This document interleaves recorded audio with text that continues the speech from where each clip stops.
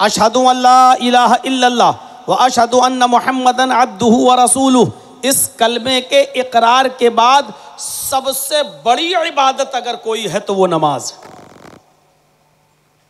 अल्लाह के रसूल ने नमाज के बारे में क्या कहा? अस्सलातु कुर्रतु आइनी, नमाज मेरी आंखों की ठंडक है। अल्लाह के नबी सल्लल्लाहु अलैहि वसल्लम ने क्या फरमाया? अस्सलातु इमादुद्दीन, नमाज दीन का सुतून है। मन तरकहा हदमद्दीन, जिसने नमाज को छोड़ दिया उसने दीन को गिरा दिया। एक बिल्डिंग है, एक पिल्लर पर टिकी हुई है।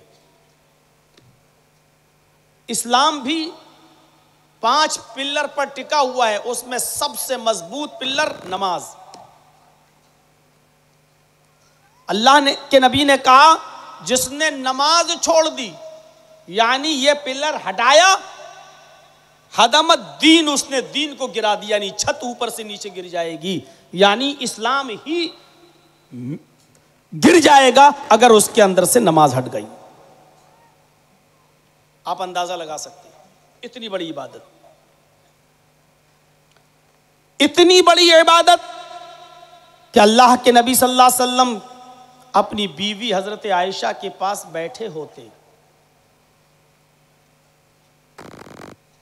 उनकी गोद में अपना सर रखे होते, हजरत आयशा सर सहला रही होती, सर में तेल डाल रही होती, सर का मसाज कर रही होती। हस्बैंड वाइफ, मियां बीवी दोनों आपस में बातें कर रहे होते। अचानक अजान की आवाज आती, हजरत बिलाल पुकारते, अल्लाहु अकबर अल्लाहु अकबर। कोई और बयान नहीं दे रहा है। हजरत आयशा कहती, अभी मेरे साथ बैठे होते, मेरी गोद में सर रखे होते, मुझसे प्यारो मोहब्बत की बातें कर रहे होते कि अचानक अजान की आवाज सुन लेते तो उठ जाते। मैं पकड़ती तो मुझे धक्का दे देते, मैं पकड़ती कि सही से उठे, कहीं गिर न जाएं। जैसी मैं उनको सहारा देती, पकड़ती वो मुझे धक्का देते, सीधे कुएं की तरफ भागते, पानी खींचते, वुजू बनाते और मस्जिद की तरफ भागते। ऐसा लगता जैसे मुझे कई सालों से जानते ही नहीं, मुझे पहचानते ही नहीं। अभी बैठे थे, अभी बातें कर रहे थे, अभी उनकी गोद में सर रखकर लेटे थे और अजान की आवाज सुनी तो धक्का दिया, वुजू बनाया, मस्जिद में भागे। फरमाती हैं ऐसा लगता था जैसे मुझे कई सालों से देखा नहीं, जानते नहीं। अपनी चहेती बीवी को छोड़ रहे हैं और मस्जिद में भाग रहे हैं। हम अजान के वक्त अपनी दुकान बंद नहीं कर सकते हैं, हम अजान के वक्त कैरम बोर्ड खेलना बंद नहीं कर सकते हैं, हम अजान के वक्त मैच बंद नहीं कर सकते हैं। बीवी हैं, हलाल रिश्ता है, निकाह हुआ है, अपनी बीवी की गोद में सर रखे हुए हैं, प्यार भरी बातें कर रहे हैं, सब कुछ, लेकिन अजान की आवाज सुनी, धक्का दिया, आगे बढ़े। पूछ रही तो देख नहीं रहे हैं, देखेंगे तो कहीं बीवी की कमसिन उम्र मुझे रोक न ले। अल्लाह की तरफ जा रहे हैं, भाग रहे हैं मस्जिद की तरफ। और क्या अम्मा आयशा कहती हैं, ऐसा लग रहा जैसे मुझे कई सालों से पहचानते ही नहीं। इससे अंदाजा लगाइए नमाज का मकाम। सुनिए, नमाज किसी भी कंडीशन में माफ नहीं। इससे नमाज का मकाम समझ रहे हैं ना कितना बड़ा है। फौरन पढ़ना है नमाज, किसी भी कंडीशन में माफ नहीं, बीमारी में भी माफ नहीं। खड़े होके पढ़ने की ताकत नहीं है तो बैठ के पढ़ो, लेकिन माफ नहीं। बैठ के पढ़ने की ताकत नहीं है, लेट के पढ़ो, लेकिन माफ नहीं। लेट के भी नहीं पढ़ सकते हो तो टेक लगाकर इशारे से पढ़ो, पढ़ना है। गर्दन इधर उधर नहीं हो रही है तो होंठ हिलाओ, और दुआएं पढ़ लो। पढ़ना है, वुजू नहीं बना सकते तयम्मुम कर लो, और तयम्मुम की भी गुंजाइश नहीं हो तो नियत करो लो कि हमने वुजू कर लिया, नियत से वुजू। उठ नहीं पाते तो बैठ के पढ़ लो उसी जगह। पेशाब की थैली लटकी हुई है, नल की पड़ी हुई है पेशाब की नली, और आप पेशाब कर रहे हैं और वो आपकी थैली में आ रहा है, ऐसी कंडीशन में भी नमाज आपको पढ़ना है। अंदाजा लगाइए आप। कभी कभी बहुत से लोगों की लैट्रीन बंद हो जाती है और दूसरा रास्ता बनाकर थैली लटका दी जाती है। लैट्रीन की थैली लटकी है, नमाज का टाइम हो जाए, आप जा नहीं सकते, आप कहिए नहीं नहीं ये गंदगी है मेरे पास, मेरे साथ है, वो थैली में है, लेकिन नमाज आपको इधर भी पढ़ना है।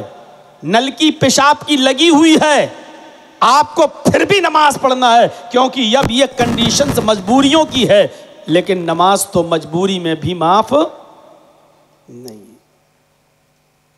अच्छा, इन बातों से ऐसा लग रहा कि नहीं कि अपने गरीबानों में आदमी झांक कर देखे कि हम तो हट्टे खट्टे तंदुरुस्त मोटे ताजे सब कुछ और कोई बीमारी नहीं, फिर भी छोड़ रहे हैं, जबकि नमाज इस कंडीशन में भी नहीं माफ, फिर भी पढ़ना। अगर आपको होश है तो पढ़ना है, और इस कंडीशन में भी अगर आप छोड़ रहे हैं नमाज, तो हजरत उमर ने क्या फरमाया था?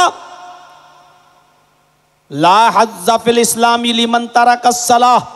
अगर किसी ने इस कंडीशन में भी नमाज छोड़ दी तो इस्लाम के अंदर उसका कोई हिस्सा नहीं है। यहां से आप अंदाजा लगाइए नमाज का मकाम व मर्तबा। लेकिन इस नमाज की रूह क्या है? तकवा। यही नमाज अगर आपने मोहल्ले वालों के डर से पढ़ी, यही नमाज अगर आपने समाज के डर से पढ़ी, यही नमाज अगर किसी तालिबे इल्म ने उस्ताद के डर से पढ़ी, यही नमाज अगर आपने अपने माँ बाप के डर से पढ़ी, यही नमाज अगर आपने गांव वालों की सज़ा के डर से पढ़ ली, तो यही नमाज बेरूह हो गई, यही इबादत बेकार हो गई, यही मुर्दा इबादत हो गई। इबादत के अंदर से रूह निकल गई है, तकवा निकल गया है। अब ऐसी नमाज अल्लाह के यहाँ काबिल कबूल ही नहीं है। जिसने इस नमाज को अल्लाह के लिए नहीं पढ़ा, जिसने मोहल्ले वालों, गांव वालों और समाज वालों के डर से पढ़ा है, मन सल्ला युराई फ़क़द अशरक। अल्लाह के नबी ने फरमाया, जिसने दूसरे को दिखाने के लिए नमाज पढ़ी उसने शिर्क किया। पूरे हफ्ते नहीं, जुमे में सबसे आगे बैठे हैं, पहली सफ में। सऊदी अरब का रुमाल भी डाल लिया है, जन्नतुल फिरदौस भी लगा ली है, अगली सफ में बैठे हैं। आज क्यों आए हो? आज जुमा है। अच्छा, पूरे हफ्ते अल्लाह नहीं देखता है, सिर्फ जुमे के दिन देखता है। नहीं नहीं नहीं मौलवी साहब ऐसी बात नहीं, आज जुमा है। ओ अच्छा, पूरे हफ्ते नमाज छोड़ी, गुनाह नहीं पड़ेगा, आज छोड़ दोगे तो गुनाह पड़ेगा, यानी उन दिनों में अल्लाह की तरफ से माफ है? नहीं मौलवी साहब, माफ नहीं है। लेकिन तो आज क्यों आए हो? आज जुमा है। अच्छा, जुमा है तो क्या हुआ? अरे मौलाना, अगर जुमे की भी नमाज नहीं पढ़ेंगे तो मोहल्ले वाले क्या कहेंगे, गांव वाले क्या कहेंगे, समाज के लोग क्या कहेंगे? देखो कितना बड़ा कमीना आदमी है, जुमे तक की नमाज नहीं पढ़ता। देखिए, एक वक्त की नमाज भी हमने पढ़ी, वो भी गांव वालों के डर से। जर्जी साहब हज करके आए हैं, अजान हुई, नमाज पढ़ने चले गए। जर्जी साहब नमाज पढ़ने जा रहे हैं। हाँ जा रहा हूं यार, हज करके आया हूं, नमाज नहीं पढ़ूंगा, लोग कहेंगे हाजी होके नमाज नहीं पढ़ता, लोग कहेंगे मौलवी होके नमाज नहीं पढ़ता। नमाज भी पढ़ रहे हैं हम, और ये सोच रहे हैं कि अगर नहीं पढ़ेंगे तो मोहल्ले वाले कहेंगे मौलवी होके नहीं पढ़ता है, हाजी होके नहीं पढ़ता है। पता ये चला कि ये नमाज अब बेरूह है, इसके अंदर से रूह निकल चुकी है। अब ये नमाज मुर्दा है। जैसे मुर्दा इंसान की कोई कद्र नहीं होती है, ऐसी ही मुर्दा नमाज की भी अल्लाह के यहाँ कोई कद्र नहीं होगी। मुर्दा इंसान को हम कब्र में दफन कर देते हैं, ऐसी इस मुर्दा इबादत को अल्लाह डस्टबिन में डाल देगा, कूड़ेदान में फेंक देगा। ऐसी नमाज की अल्लाह को कोई हाजत नहीं है। यहां से अंदाजा लगाइए आप, इसी तरीके से अला हाज़ल क़यास, सारी इबादतों को इसी पर क़यास करिए। रोज़ा भी इबादत है, अल्लाह के डर से है तो ठीक। या अय्युहल्लज़ीना आमनू कुतिबा अलैकुमुस्सियामु कमा कुतिबा अलल्लज़ीना मिन क़ब्लिकुम लअल्लकुम तत्तक़ून। मुसलमानों, तुम्हारे ऊपर रमजान के रोजे फर्ज कर दिए गए हैं जैसा कि तुमसे पहले के लोगों पर फर्ज कर दिए गए थे। लअल्लकुम तत्तक़ून, ताकि तुम्हारे अंदर तकवा पैदा हो जाए। देखिए, रोजा फर्ज क्यों किया गया? ताकि तुम्हारे अंदर तकवा पैदा हो जाए। और अल्लाह ने क्या कहा? कुतिबा अलैकुमुस्सियाम, लिख दिया गया है। फर्ज में और मकतूब में फर्क होता है। कुतिबा अलैकुमुस्सियाम, इसका मतलब यह है कि किसी भी हाल में माफ नहीं है। ये भी नमाज फर्ज है, रोजा भी फर्ज है, लेकिन नमाज और रोजे में फर्क इतना है। दोनों इबादतें फर्ज हैं, लेकिन इतना है, अभी मैंने कहा ना कि नमाज किसी भी कंडीशन में माफ नहीं है, और रोजा भी किसी भी कंडीशन में माफ नहीं है। यह रुखसत है लेकिन माफ नहीं है। लेकिन दोनों में फर्क क्या है? नमाज किसी भी कंडीशन में माफ नहीं, लेकिन मर्दों के लिए, औरतों के लिए उनकी एक कंडीशन में माफ है। देख रहे हैं आप? बताने की जरूरत नहीं है, आप समझदार हैं, जानते हैं। हमारी जिन माँ बहन बेटियों को पीरियड आता है, और फितरत है, ये उनका नेचुरल मामला है, तो जितने दिन उनको पीरियड आता है, इस पीरियड में जितनी नमाजें छूटेंगी ये उन औरतों के ऊपर से माफ़ हैं। इसको वो दोबारा कज़ा नहीं करेंगी, दोहराएंगी नहीं, पढ़ेंगी नहीं, अल्लाह की तरफ से बिल्कुल माफ़। गौर कीजिए, जो नमाज मर्दों के ऊपर किसी भी कंडीशन में माफ़ नहीं, औरतों के ऊपर भी किसी कंडीशन में माफ नहीं। अगर औरत बीमार है लेकिन पाक है, नमाज पढ़ेगी। औरत अगर बिस्तर पर लेटी हुई है, बहुत बीमार है लेकिन होश है, लेकिन नमाज पढ़ेगी। हाँ, सिर्फ पीरियड के दिनों में उनके ऊपर से नमाज माफ है। किसी को 3 दिन, किसी को 5 दिन, किसी को 7 दिन पीरियड आता है। इतने दिनों में जो छूटेंगी उनकी नमाजें उनके ऊपर से माफ हैं। लेकिन रोजा ऐसा फर्ज है जो औरतों के ऊपर से इस कंडीशन में वो छोड़ेंगी तो, लेकिन अपने छूटे हुए रोजे दूसरा रमजान का महीना आने से पहले पहले वो पूरा करेंगी। यानी नमाज नहीं पढ़ेंगी लेकिन छूटे हुए रोजे उनको पूरा करना है। इस कंडीशन को जरा समझ लीजिएगा। नमाज किसी कंडीशन में माफ नहीं, लेकिन मां बहनों के ऊपर से उनकी पीरियड में छूटी हुई नमाजें माफ हैं। कोई गुनाह नहीं है उनके ऊपर अगर उस कंडीशन में छोड़ती हैं तो। लेकिन अगर रमजान के महीने में पीरियड शुरू हो जाए तो नमाज भी छोड़ेंगी और रोजा भी छोड़ेंगी।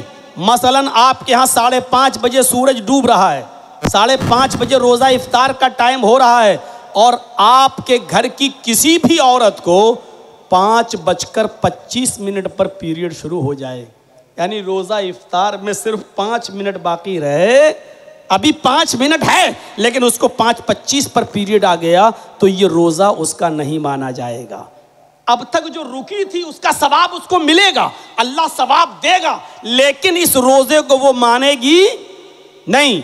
अब इस रोजे को भी बाद में पूरा करना है, और जितने रोजे इसके बाद छूटेंगे वो सब बाद में पूरा करना है। अब आप कहिए कि जर्जी साहब 5 ही मिनट तो रह गए थे, वो अपनी जगह पर अल्लाह उसके भूखा और प्यासा रहने की नीयत को जानता था, इसलिए उसको सवाब तो देगा, लेकिन रोजा उसका नहीं माना जाएगा, क्योंकि इफ्तार से पहले वो पीरियड्स के शिकार हो गई, इसलिए ये रोजा उसका बेकार का मतलब नहीं माना जाएगा। सवाब के एतबार से बेकार नहीं है, अल्लाह उसको, इस औरत को इस रोजे का सवाब देगा, लेकिन चूंकि पूरा नहीं कर पाई और उसको पीरियड आ गया, इसलिए इस रोजे की कज़ा बाद में वो करेगी। तो मेरे भाइयों, नमाज भी छोड़ेगी, रोजा भी छोड़ेगी, लेकिन नमाज को नहीं दोहराएगी, कज़ा करेगी, लेकिन रोजे जितने छूट जाएं वो बाद में पूरा करेगी। समझ लिया आपने इस मसले को। सफर में हैं आप, रोजा छोड़ सकते हैं, बाद में पूरा कर लीजिए।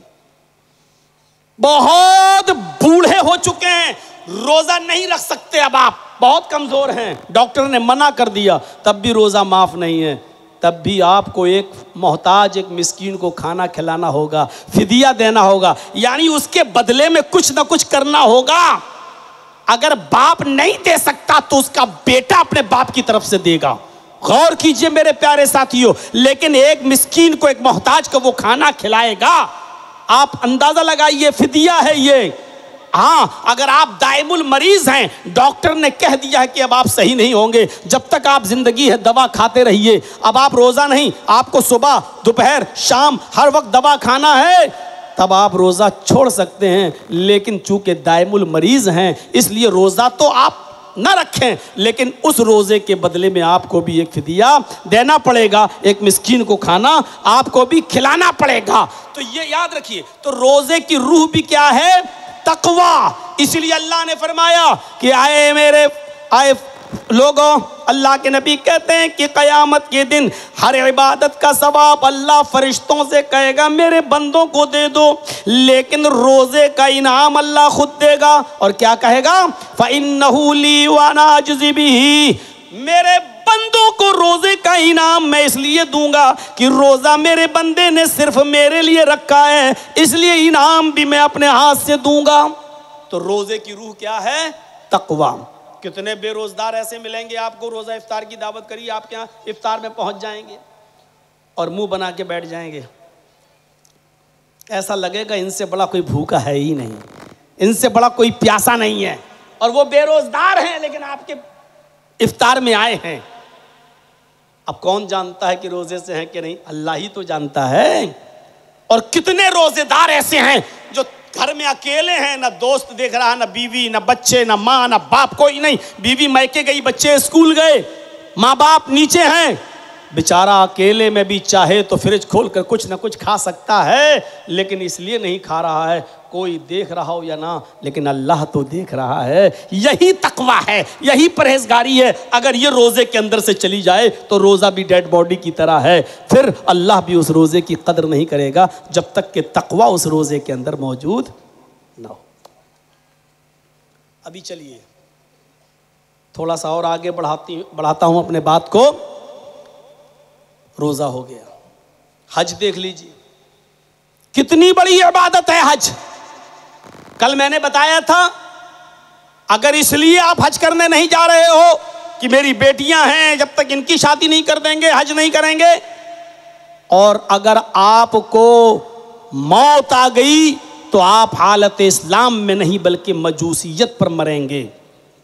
अब सोच लीजिए हज कितनी बड़ी इबादत है, लेकिन इसका मकसद भी क्या है? तकवा।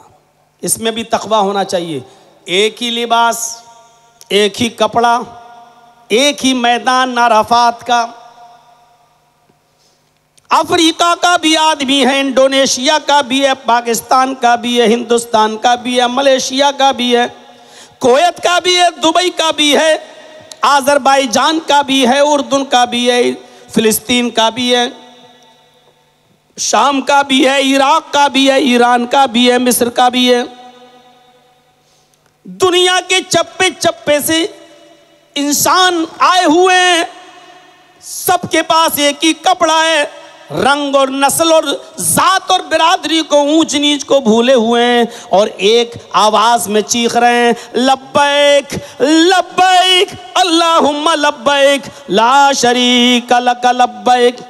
गौर करो एक एक जुमले पर, लब्बैक लब्बैक, मैं हाजिर हूँ, मैं हाजिर हूँ, अल्लाहुम्मा लब्बैक, अल्लाह मैं हाजिर हूँ। जैसे कोई मुजरिम कोर्ट में आकर अपने आप को सरेंडर करते हुए कह रहा हो कि मैं हाजिर हूँ, मैंने सरेंडर कर दिया है, अब मुझे हल्की फुल्की सज़ा देकर एक जीने का मौका दिया जाए। कोर्ट उसको जेल भेज देता है और फिर वहाँ से निकाल कर कहता है कि इसको सुधरने का एक चांस दिया जाए। जैसे तुम कोर्ट के आदेश से भाग नहीं सकते हो, हुक्म हो गया है 10 तारीख तक इसको सरेंडर करना है, और अगर इसने 10 तक अपने आप को सरेंडर नहीं किया तो जहां दिखाई दे उसको गोली मार कर खत्म कर दो। तो अब 10 से पहले आदमी अपने आप को सरेंडर कर देता है, ऐसे ही दुनिया के चप्पे चप्पे से आया हुआ इंसान अपने आप को सरेंडर कर रहा है। अय अल्लाह, मैं अपने बाप से गुनाह छिपा सकता हूं, अपनी बीवी से छिपा सकता हूं, अपने रिश्तेदारों से छिपा सकता हूं, अपने दोस्तों से छिपा सकता हूं, लेकिन तेरी नजरों से तो ओझल नहीं हो। आज हम अपने सर पर गुनाहों की गठरी लाद कर लाए हैं। अय अल्लाह, मैंने अपने आप को तेरे आगे सरेंडर कर दिया है, हाजिर हूं। आय अल्लाह, मेरे गुनाहों को बख्श दे।